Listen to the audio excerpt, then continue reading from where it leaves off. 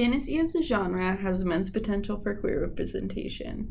It is a fully fictional world, and as its name suggests, contains fantastical and magical elements that defy the concrete laws of our world. Fantasy also creates storylines that have no roots in history or real-life settings, making it a great platform to create non-binary or queer characters and even introduce potentially different versions of queer. Game of Thrones is a fantasy show that introduces a variety of queer characters that work to break the molds for character representation. These queer characters can be understood through three categories: queer, non-binary, and non-sexed individuals. However, like many fantasy television shows and movies, Game of Thrones is still formulated around binary gender and sexuality norms. Throughout the show, queer representation sees audience attention. Renly Baratheon and Loras Tyrell are typical examples of gay characters in the TV series. Except from their relationship as true friends and also king and courtier, they are secret lovers who have been in a stable romantic relationship. Oberon and Alaria are a hetero couple, but each of them has interests in homosex as well.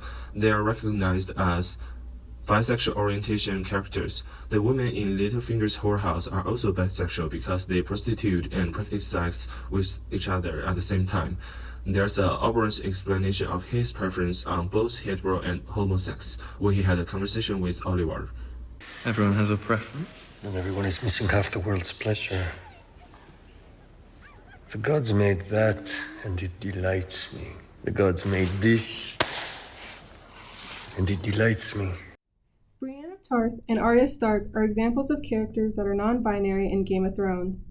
Brienne of Tarth is one of the only female knights that the audience encounters throughout Game of Thrones. Brienne is taller than most men on the show and able to win sword fights against male characters such as the Hound. She rejects femininity by not wearing dresses or makeup, nor is she seen sewing at all. Brienne defies the binary and is deemed ugly because non-binary identities are not accepted. Although Brienne could be read as non-binary, that does not mean that the show accepts her identity. This concept can also be applied to Arya Stark, the tomboy daughter of the Stark family.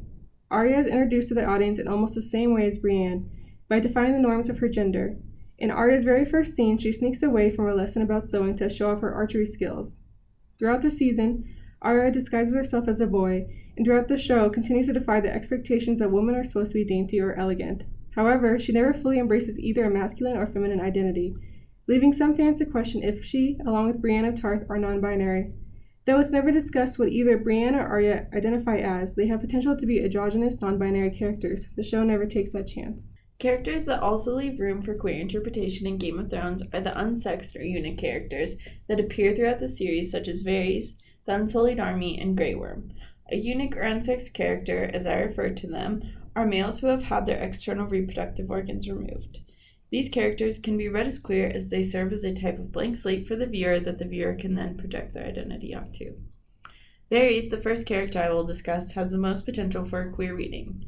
Throughout the show, he presents a more non-binary identity by rejecting hypermasculine traits and presenting himself in a softer and more feminine way.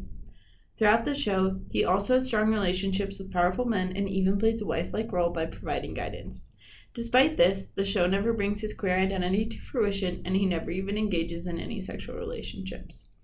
Other characters in the show who are unsexed are the Unsullied Army and Grey Worm.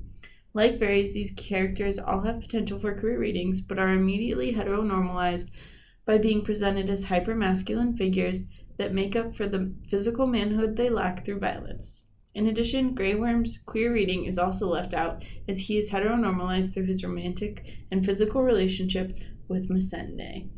Game of Thrones both leaves room for queer interpretation and reinforces heteronormative values. We suggest that Game of Thrones should use audiences' interpretations of characters and events in order to create more inclusive characters, like this viewer that interpreted an interaction between Shay and Varys. You should taste her fish pie. I don't think Lord Varys likes fish pie. How can you tell? I can always tell. The viewer interpreted this interaction as being a nod to Varys' queer identity and thus formulated his own version of Varys based on this. Fanfiction could help to broaden Game of Thrones audience reception and interaction by creating characters reflective of a queer audience.